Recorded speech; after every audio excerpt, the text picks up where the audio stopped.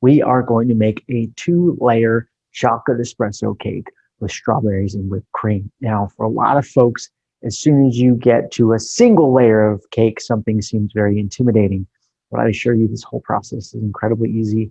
I'm going to share some tips and some tricks with you to make sure that you get flawless results. And by the end of this, you're going to have an absolutely decadent, delicious chocolate cake. There's a few other things you're going to learn along the process that's going to make sure you get there. The first is you're going to learn how to keep your pans, or rather your cakes, and most of your bakes from sticking in the pan when you bake. So we're going to show you how to prepare those. You're going to learn how to make sure that your cakes actually come out flat. You may have noticed in the past when you bake cakes, there's a bit of a dome in the center and the edges are short and the top's really tall and you don't know what to do with it. And you try to stack those things that get all wobbly. What do you do there? I'm going to show you how to make sure your cakes come out flat right from the oven. So you likely have to do zero trimming at all. And then last but not least, I'm going to show you a few tricks that often are not mentioned when it comes to making whipped cream and making it really easy. Most of the time when I run into recipes for whipped cream, they neglect to call out this one little tip, and it makes it infinitely more difficult to make your whipped cream. So that's some of the stuff you can expect to learn when you follow this recipe tonight. So before we dive into anything else, as almost always, whenever we're using the oven, start that preheating first. You want that to preheat at 325 Fahrenheit. Another tip. I'm going to be full of tips tonight because I love cakes and I bake cakes a lot. And I have a lot of tips for making them turn out real great. Often a recipe for a cake will say to bake at 350. If you want to get a better chance of having a cake come out that's got a really nice, beautiful, moist crumb, always drop that down to 325. It's also one of the things that helps keep the cake from doming so much. It's not the big trick. I'll show you that in just a moment.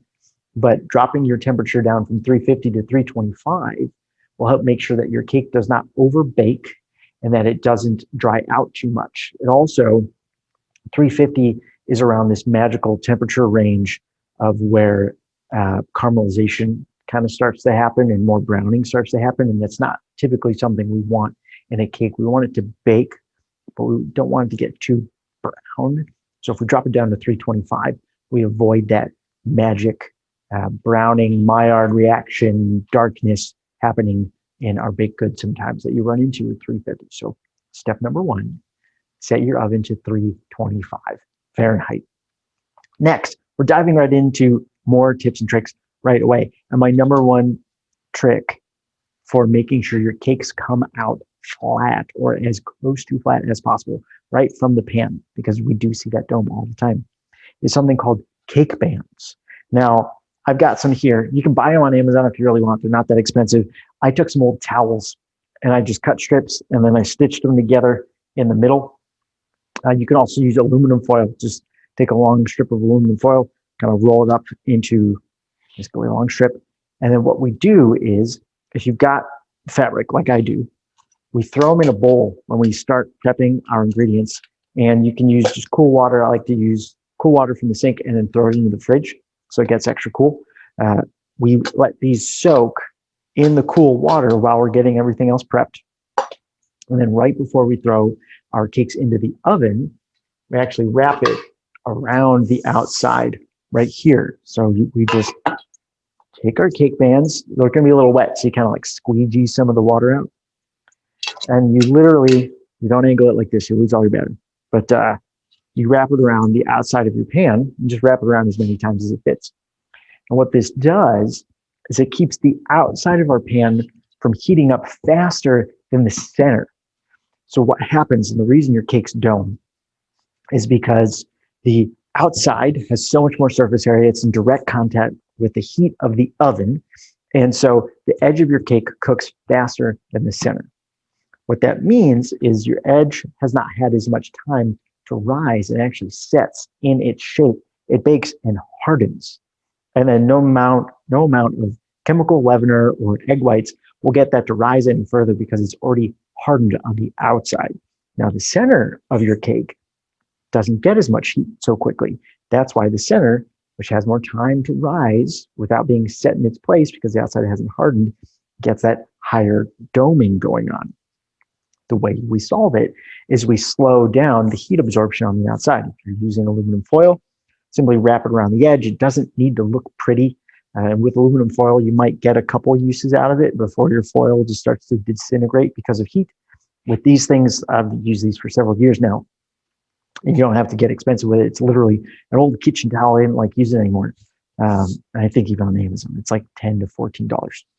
We wrap it around the outside, and what it does, especially because it's a little bit wet and chilled, is it blocks the heat from hitting the edge of the pan quite so quickly, and it evens out the cooking process. And that's the biggest tip I can share with you for making sure that your cakes come out flat. So with that being said, I'm going to soak these in some water really quick and just place them in the fridge. And this never comes into contact with your food. So if you're persnickety about the quality of the water you tend to put in your food, if you've seen any of my videos, you know I tend to be a little particular about the quality of my ingredients. You don't have to worry about this because this is never touching any of your food. It's not part of your baked good. Okay, so our cake bands are chilling there in the fridge. Next up, again, we are actually using our refrigerator. And I've already started this process because, well, frankly, I just jumped the gun, and I like to make sure that I'm ready. This is the trick that almost everyone leaves out when it comes to making really incredibly easy, more importantly, whipped cream. And that is to pre-freeze your tools. So I already I'm going to use a stand mixer tonight, but you can absolutely use just a Wix, wow, words, right? You can absolutely use a mixing bowl and a whisk. You just want to use the biggest whisk and mixing bowl you've got, and it's going to help you get more air in there. I've got a stand mixer, so I'm going to use that. You want to pre-chill those. And by chill, I mean freeze. Throw them in the freezer at least 20 minutes before you make your whipped cream. You want to throw the bowl and the whisk you're going to use, the whole thing, into the freezer. That cold temperature helps keep your whipped cream cold, or the cream when you pour it into your bowl, cold, and it allows it to trap more air so it can get voluminous faster, and we get to that whipped cream state. If your stuff's warm, if your cream is warm, so make sure your cream stays in the fridge until the moment you're making whipped cream. If your cream gets warm, if your bowl's warm, if your whisk's warm, you're just setting yourself up for, it'll work, but it's a lot more work. So pre-chill your bowl, pre-chill your whisk, throw them in the freezer for at least 20 minutes before you're planning to make your whipped cream. If you do it right now, you'll have plenty of time before we make the whipped cream 4-ounce cake. Now, those are the two biggest tips I got for you. I had to cover those before we covered the ingredients. So let's dive into the ingredients. Tonight we've got, we're using half a cup of cocoa powder. Now, ideally you're using Dutch cocoa powder. It's got a little bit more of a rich flavor to it. You can tell the difference between the two partially because of color. Dutch cocoa powder is going to look more like dirt. It's a darker color. Alkalized cocoa powder, which is like Hershey's cocoa, it's going to have a lighter color to it. So let's see if we can, I think this is a ton of Hershey's powder. It's a pretty light cocoa color. I know I've got a Dutch cocoa in here. Here we go. This brand, Drost. Hey, feel free to sponsor me if you want. This is the best Dutch cocoa powder I've run into. This is a richer flavor that's often in baked goods when it's a really delicious chocolatiness. I use Dutch cocoa powder. So you can use either of these. I recommend you use Dutch. We want 1.5 cups of granulated sugar. It's 10.5 ounces.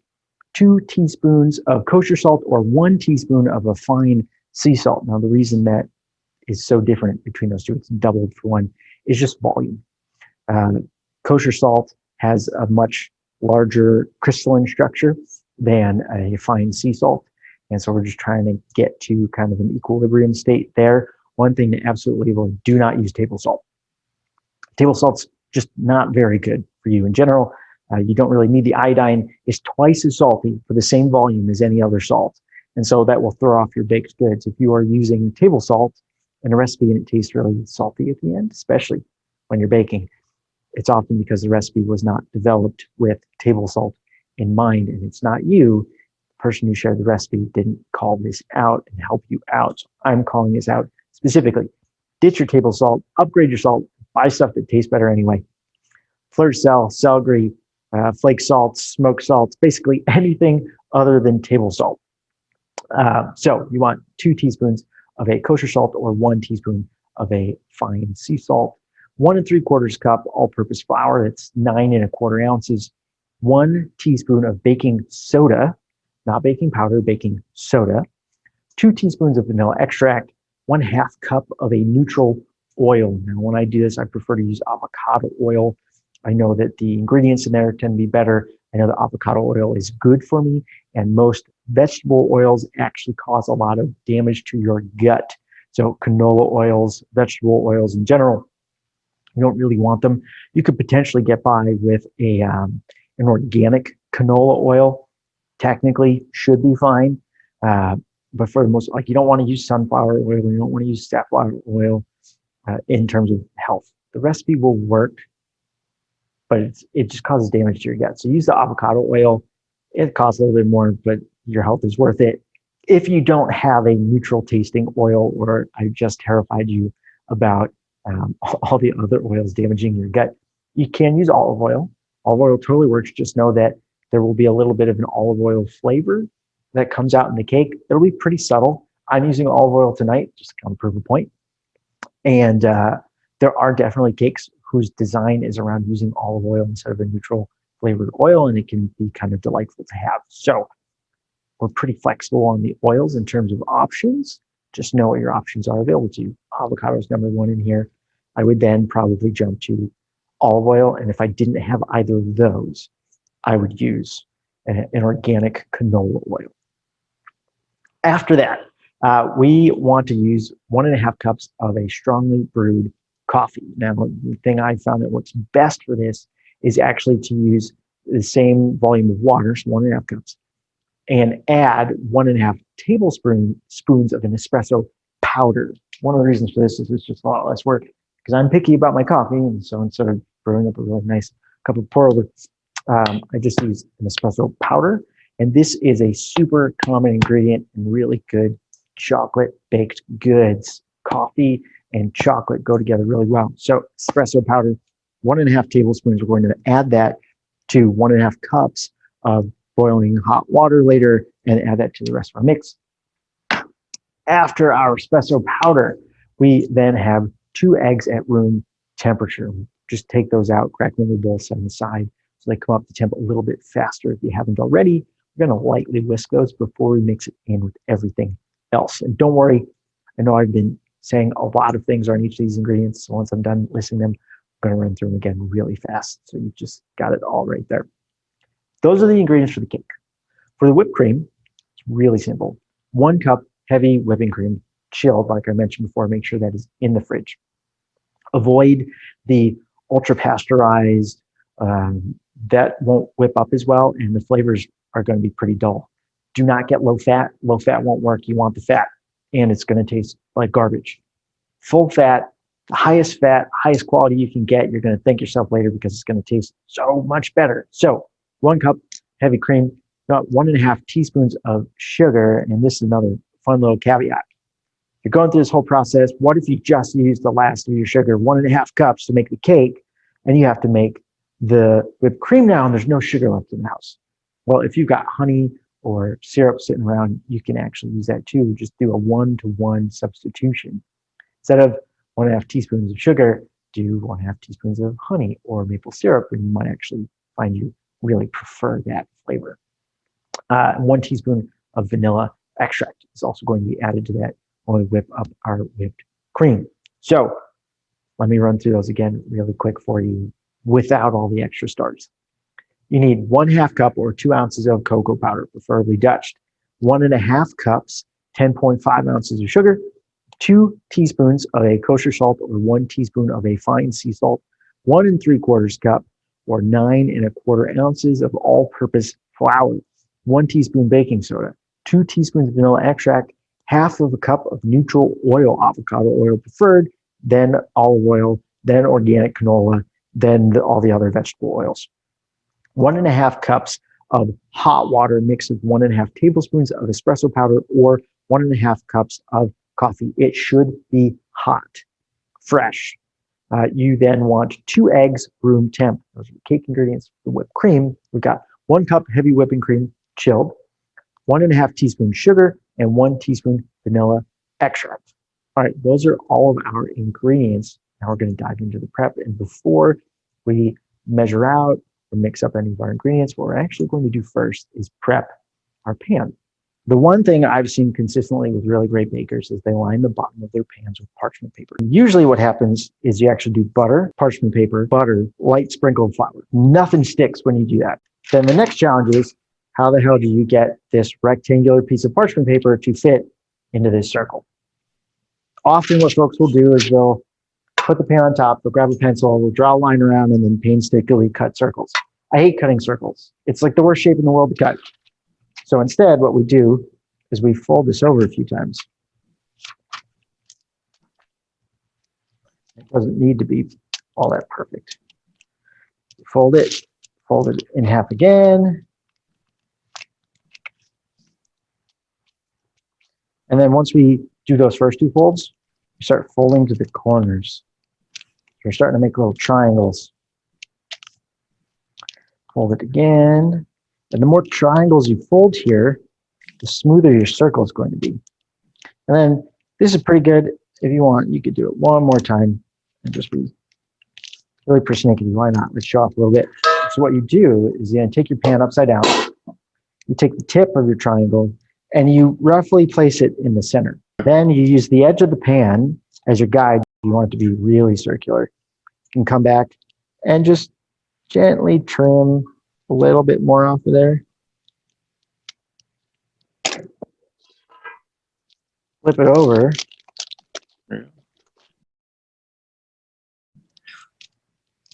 So that's a near perfect fit. This one might even be slightly small, but it's close enough. Now that we've got our parchment paper cut, we need to prep our pans with a little butter and some flour. Just got a little butter here. I've already let it soften to room temp, but even if it's just coming straight out of the fridge, it works. You don't need a lot. You just need enough to coat the bottom. Make sure you got all the surfaces covered. And you do want to go up the sides on this. You're seeing here, I'm just pressing the parchment paper down into the butter, and then I'm going to actually put more butter on top of this again. Set that one aside while I get the other one done. And next, what we're going to do is we're actually going to dust them with a little bit of flour. And the best tool I've found for dusting with flour is actually one of these spring-loaded tea balls. So because it's spring-loaded, I can just put it into the vessel, pop it open, squeeze it, and it's already preloaded for me. And then because it's a tea ball strainer, I can just tap it and it dusts very nicely. You do want to get both the bottoms and the sides. And then once you do that, start tapping it. And this is just going to help fill in any of the little bits that didn't quite get covered. And then if you're making more than one layer, you can use the excess from the first into your second pan. And then tap a little bit more. You just want an even coverage so that things don't stick later on. And then just set them aside for now. We don't need to worry about those until we are pouring out our batter later. Our pans are prepped, and now we can start measuring out our ingredients. You want a couple different size bowls for this. You want sort of a medium-ish bowl for your liquid ingredients, and you want 2 large-ish bowls. If you have to choose between 2 slightly different large ones, start with the slightly smaller one and then move to the bigger one. I'm going to start with my slightly smaller large bowl, and we're going to start measuring out our dry ingredients. Well-written recipes and dry ingredients, you can often mix all of your dry ingredients into one bowl right from the beginning, and you can follow the order of your recipe as the ingredients are listed. So the way this recipe is written out, all of the dry ingredients are first, and we simply add those to this bowl. We're then going to whisk it a little bit to make sure it's a pretty even mixture. The reason we've got this second bowl is we actually then sift it to really make sure everything's even here. And then we start prepping our liquid ingredients. But because all the dry stuff goes into the same thing, we can just measure it all from one vessel. So I'm going to use weight for this tonight. I'm aiming for 2 ounces of cocoa powder. Next up, we want our sugar for 10.5 ounces of sugar here. Then we want our sea salt. So I've got a fairly fine sea salt here, so I want 1 teaspoon of it.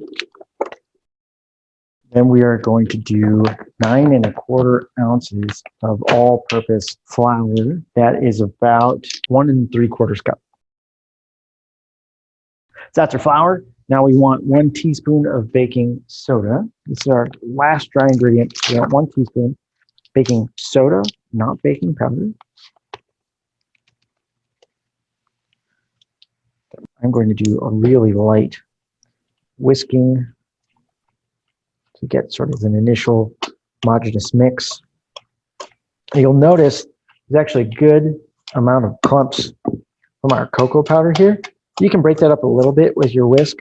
Also know that sifting is in large part going to take care of that. So one of the reasons that we sift this is chunky ingredients like cocoa powder, because you don't really want to eat a cake that's got chunks of cocoa powder hidden in the mix.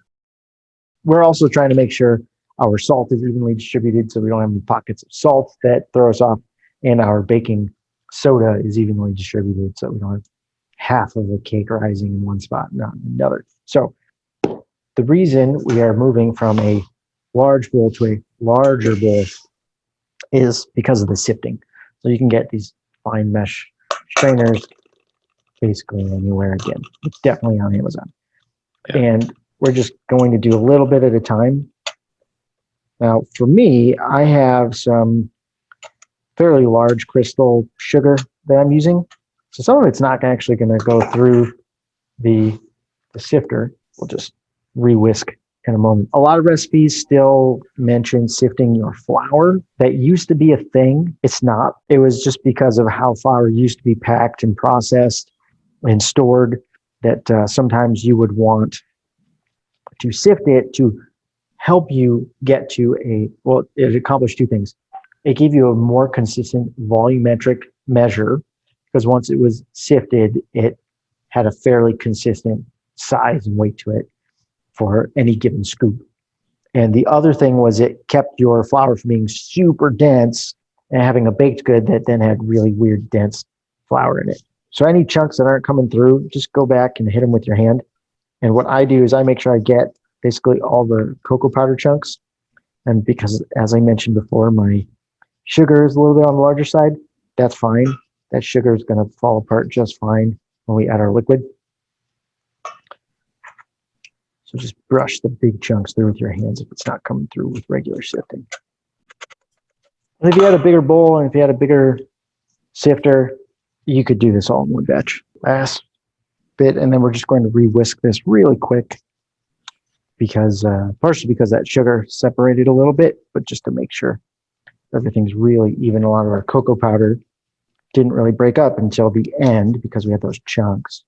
And so to make sure we don't just have layers of flour, cocoa, or flour, cocoa, sugar, we just do another real quick whisk just to get ourselves a nice even mix. There we go. Okay, set that aside while you prep your liquid ingredients. Next, 2 teaspoons of vanilla extract, half a cup of our oil. So ideally you're using a neutral tasting oil like avocado oil, cake, and I forgot to get more. So I'm just using olive oil, and that's totally fine. There'll be a little bit of flavor from the olive oil in your cake, but it's not offensive at all, and most people won't even notice. You'll notice, and you might even appreciate it. So vanilla extract, oil, and then we are going to make our hot coffee mixture. So you can freshly brew a cup of coffee if you want. I find the easiest thing to do is I've got some water boiling on the side here. I pour the same volume of water, so 1.5 cups, and then I use an instant espresso powder and I add it to this hot water. It just makes life a little bit easier. It's a little more measurable for the consistency and potency of your baked good. we want 1.5 tablespoons of espresso powder. You will find in a lot of chocolate baked goods that they use either coffee or espresso powder as a flavor profile because coffee and chocolate goes remarkably well together. Okay, so I'm just pre-whisking my eggs a little bit here, and I'm going to mix these in with the vanilla and the oil and the espresso. It shouldn't be too hot anymore. Now, if this was still super duper hot, you'd actually be cooking your eggs a little bit when you're whisking it in. But it's just warm. It's not hot enough to cook your eggs at this point. Now, what we're going to do is gradually add our liquid ingredients to our dry ingredients. I'm just going to pour in maybe a third. I'm going to whisk it. It's going to look like it's not going to come together because it's going to get really clumpy. And then we're going to add a little bit more, whisk it, add a little more, whisk it, and magically by the end, it's basically going to come together. So if you've got a KitchenAid, go ahead and use it. Just make sure not to over mix things. You'll often see recipes just say like mix until barely combined.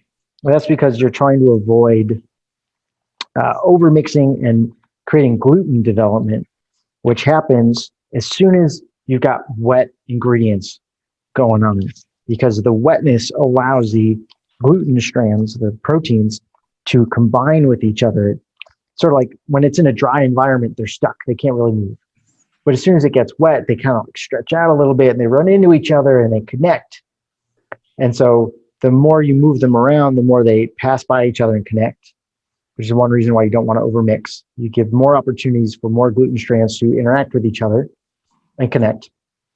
And then they get a little more moisture mixed with them, which allows them to stretch out even further and connect with even more things even faster. And so that's how you end up getting a really tough cake that's more like a bread.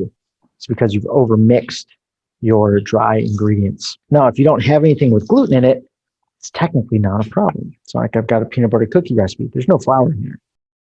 So we are going to end up with a pretty wet dough here, or batter rather.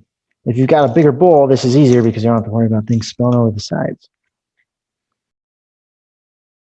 We've got all of our ingredients mixed together in here. The eggs are in there. Feel free to add the eggs after you've done this and you've gotten to kind of this stage, and then you can add your eggs and whisk them up just to avoid any chance of accidentally making a custardy, eggy cookie thing when you add the eggs to espresso powder potentially. Next up, we're going to add this batter to those pans we prepared earlier. So we're mostly just aiming for equal-ish volumes in each of these pans. If you're really persnickety, you could have measured what the weight of this bowl was before you added any ingredients to it. Take your whisk out, measure it again, see what that weight is, divide it in half-ish, and then pour it out, and then you'll get very even cakes. It's a great technique. I tend to totally forget to do it, and then I get to the end and it's like, whatever. Eyeball it, it's fine. And I've got my handy-dandy little bowl scraper here, just because it makes it so much easier to get everything out of the bowl. As we look closely to, tight tripod today, closely to our cake here, we can see there's lots of little air bubbles going on.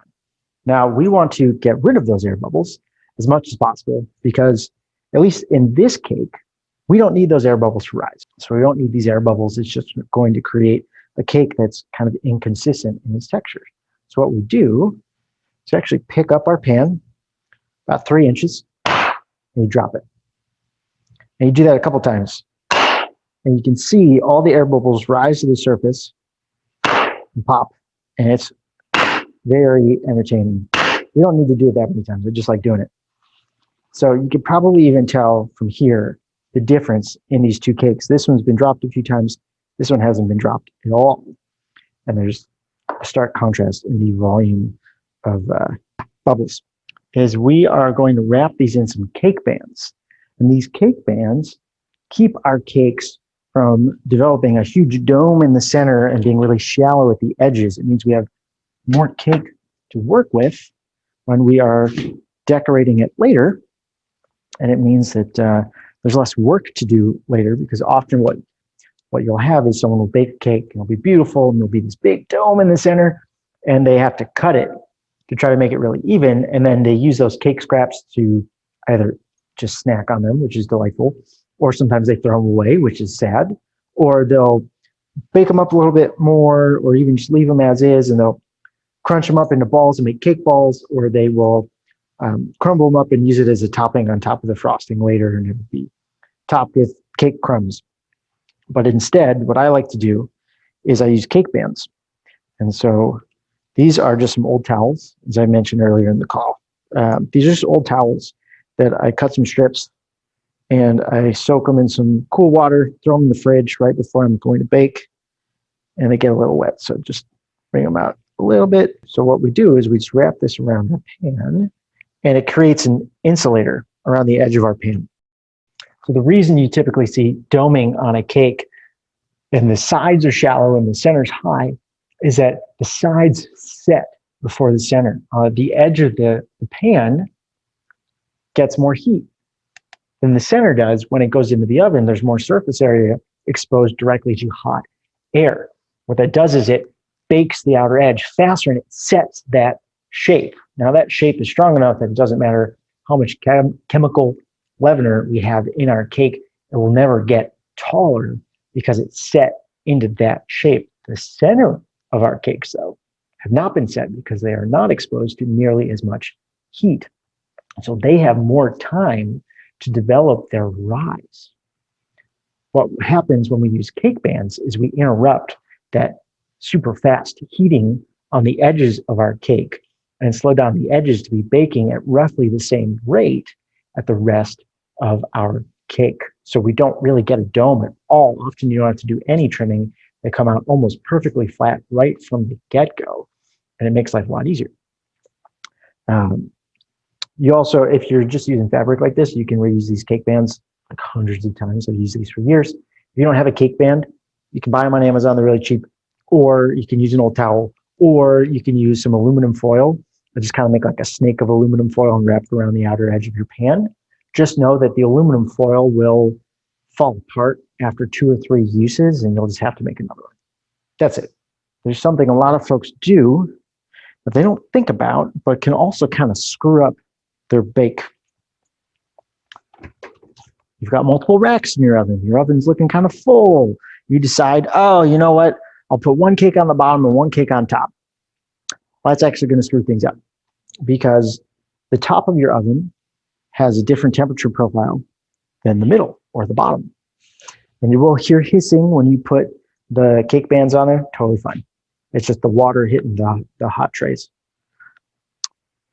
With your cakes on different layers, different racks in the oven, they get different temperatures because the top is hotter than the bottom.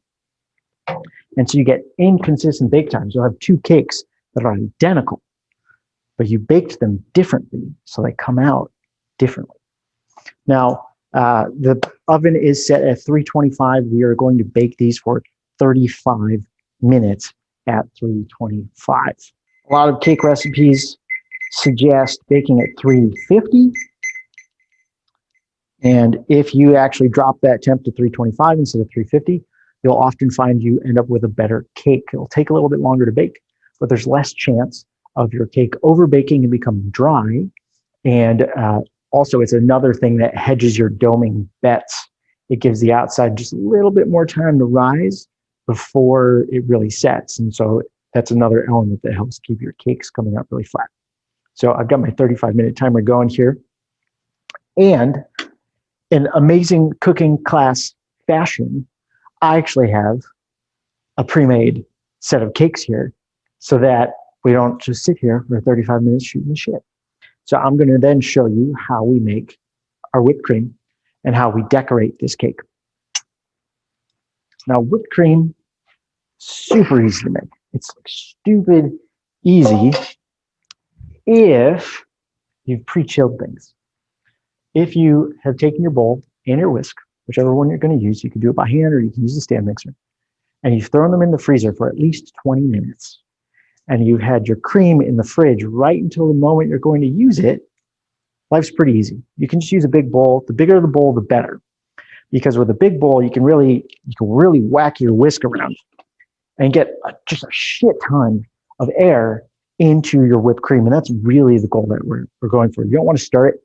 Stirring doesn't really add that much air. But if you just whack it back and forth, that's going to get more air in. So if you're doing it by hand with a whisk, back and forth, bigger bowl, because the bigger bowl also allows bigger movements, less tiring on the arm. But if you're just like this all the time, it's really tiring. If you're like this, you get a lot more output for less effort. Now, I, on the other hand, invested in a stand mixer years ago, so that's what I'm going to use. So my stand mixer bowl has already been in the freezer since we started, and so has the whisk attachment. My heavy cream, again, get the highest fat, highest quality heavy cream you can find, and make sure it is not low fat. Make sure you do your best to avoid like the ultra pasteurized, partially because, I mean, if you're going to do it right, don't skimp. But more importantly for most folks is that you will have a hell of a hard time making whipped cream with something that is low fat or something that is ultra pasteurized. They just do not have the physical makeup that you need in order to get a really good whip. Now, you can probably even see the frost on this bowl. It's a little sticky to the touch. It's perfect. You want it really, really, really cold. Okay, so we want 1 cup heavy cream, 1.5 teaspoons of sugar, and you can be kind of flexible with that. It doesn't need to perfectly be 1.5 teaspoons. And if you don't have sugar, I mentioned this earlier too, you could use other sweet things. You could use maple syrup, you could use honey, 1.5 teaspoons, sugar, honey, maple syrup, whatever you got going on. Just know that when you're using sweet things, it's still a sweet thing. You know, if you're using agave nectar, it's not necessarily better for you than just sugar. Just if it's sweet, think of it as sugar. Extract in here, probably about a teaspoon of vanilla extract. If you really love vanilla, feel free to add some more. So throw your ingredients into your very chilly bowl and whisk. If you're doing this by hand, do it by hand. And we want to set this on a kind of a lowish speed. So we're getting some more volume on here. It's not quite at any peaks, I can even show you. I lift it up, there's nothing sticking on there, it's still just liquid. So we're going to keep going. I'm going to up it a little bit more for the sake of time. And your whipped cream will go from totally liquidy to soft peaks to firm peaks to butter very quickly. It's a small window. So just keep an eye on it. And then what you also want to do is when your whipped cream is at about the consistency you're looking for, that's when you taste it and you see, hey, does this need more sugar? Does it maybe need a little more vanilla extract? Because if you wait until you're at the consistency you want, you can't mix in those ingredients without then adding more mixing to the whipped cream and potentially turning it into a butter. So if you can see that, you can start to see that it's getting thicker. We aren't at our peaks yet, but we're getting more volume on our whipped cream. It's getting thicker, it's getting a little shiny. There it looks like now. So you can kind of see it's a little bit thicker as it comes off of there, but we're still not at any of our peaks, partially because we're just being careful and we're not going too crazy with this. But now you'll see how quickly we go from that still liquidy state to some peaks. And you're starting to see the whisk lines are holding a little bit longer in the cream. That's a sign that we're getting a lot closer to what we want. Now, I think right now we probably have some soft peaks. Yeah, so we've got, it's a very soft peak right now. It's still a little bit dribbly. Now, if you just wanted to serve a nice whipped cream on top of something, you could absolutely use it in this state. Scoop it on top of a pie or something. Now, what we're doing with it tonight is we're making something I mentioned earlier, sort of a structural whipped cream, because we're going to put this between the 2 layers of our cake. So we actually want this to be closer to the firm peak side than the soft peak side. Otherwise, it doesn't really hold together. It just collapses as soon as we cut into our cake. What we're at right now is basically your perfect whipped cream consistency. So you can see it's holding on to the whisk there pretty well. If we come in here, just trying to make sure we've got some light. It's still pretty soft. It holds on to your spatula, but it's when I pull it up, that's just slightly past the soft peak because you can see it's not falling over.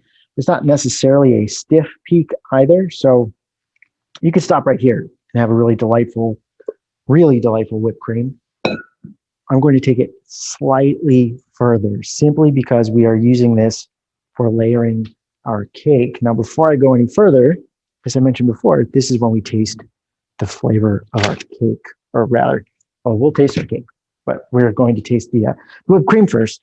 Make sure it doesn't need any more sugar or any more vanilla or any other flavorings. I think it's fine for right now, but we are very close to being at the final stage. So yeah, that's about it. So I did not whisk this much more. Now, one tool that's super useful when it comes to decorating a cake is a cake stand. These things used to be really expensive. They used to be like $75 to $120 for a shitty version. I think this one, which is actually very nice, is probably $25 on Amazon at this point. Another thing that's super useful, cake boards. And then the last thing, not the last thing, but the next really useful thing is actually some tape. So what you'll often see people do is you need a way to attach the cake board to your turntable. Because if you just put your cake right on here and then decorate it, you have to eat off of here. You can't get your cake off. It's all going to fall apart.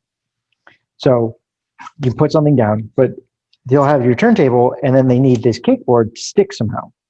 Because if it doesn't stick, you're frosting the cake and you accidentally bump it too many times, it falls off. So what they'll typically do is they'll take a little bit of frosting and slap it on there, just some buttercream, and press this down, and that'll kind of hold it in place. It's like a loose cement. Now, I don't like that because it makes a mess. I've got buttercream here. I've got buttercream here. If I set this down on any surface, there's buttercream there. It just makes a mess. So what I started doing a couple years ago, which makes life so much easier, just use a little tape. This is just some orange painter's tape. I also really like using thin double-sided tape. You just make a couple little loops of tape.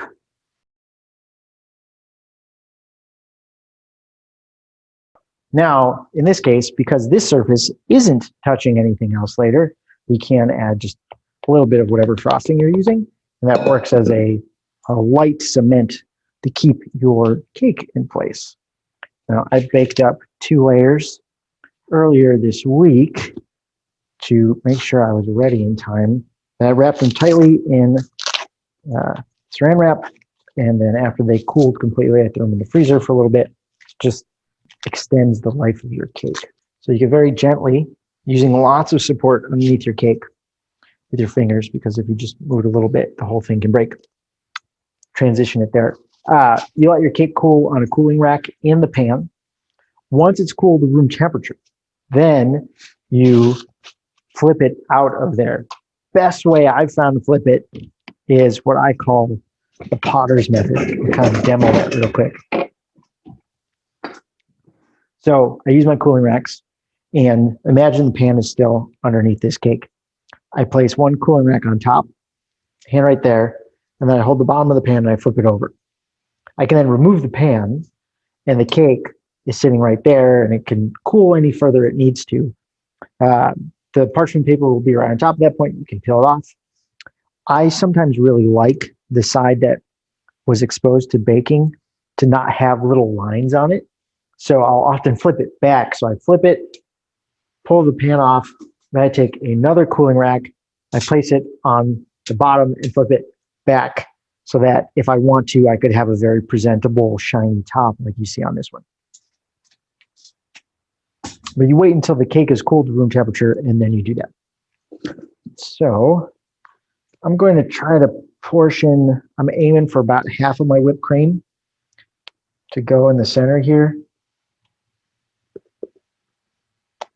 And this cake is so rich and luscious on its own, it doesn't need a really heavy frosting. Pretty light whipped cream actually keeps it fairly delightful. And here's just a little offset spatula. These tools are really nice. I use this thing everywhere. So let me set that aside real quick. I'm also going to add some strawberries to this. Then I can show you how easy it is to prep strawberries sometimes and how much people tend to overthink it. You keep this down on your work surface, push in with your thumb as the depth gauge, and just roll it on the surface of your cutting board. You don't need to endanger the rest of your hand at all. And it pops right out. Nice flat side, claw, 3 fingers, right on top. And then because this is pretty small, I'm using less of my knuckle and more of my nail as the guide. But it's a little bit of both. And be careful because since the body of your blade for a paring knife is much smaller than a chef's knife, you have to be just a little more delicate when you're using the claw grip because it's a lot easier to come in too high and catch your knuckle.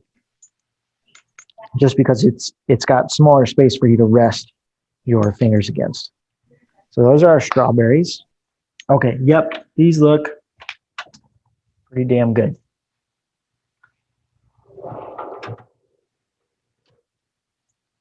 Okay, so we see we've got a shiny top.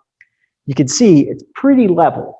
There's only a little bit of doming, and anything that's there is pretty much going to go away during our cooling process. So taking these out now, and I'm just going to let them cool to room temperature. Once they're cool to room temperature, I will remove them from their pans and we can peel our parchment paper off. And then I will decorate these with some whipped cream and strawberries. You could take some strawberries and cook them up in a little bit of syrup. Just cook them in a little bit of like sugar, maybe a little bit of rum or kirsch, which is a cherry flavored brandy. Cook that down until you've got a syrup, and you could put some syrup on here and have your soft strawberries and whatnot. And that would be delightful.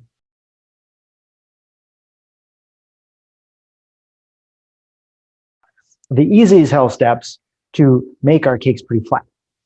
We often do have a bit of a dome. There is often a cleanup you need to do.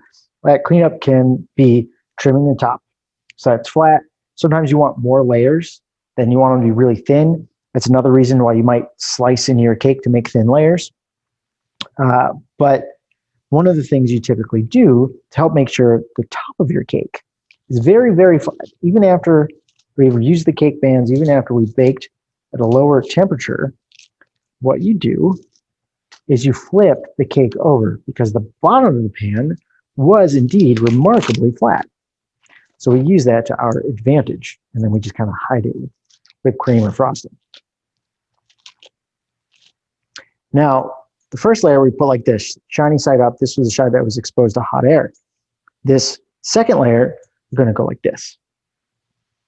Put it down like that, so that the part that was in the bottom of our pan goes up. We get this really flat top. Normally, if this was a buttercream frosting and if we were trying to make it absolutely beautiful and perfect, we'd go in and we'd actually try to fill those gaps.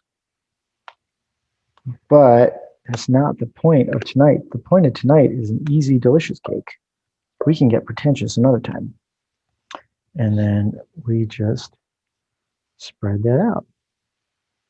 It almost looks from this angle like a giant whoopie pie, which is just chocolate cake and whipped cream, really, in a small cookie-ish size.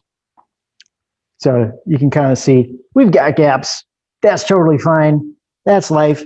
Those gaps wouldn't be nearly so big if we didn't have giant strawberries in there, but that's fine. It's going to taste incredible. This whole thing went together pretty easily, fairly quickly. We almost made it in one battery.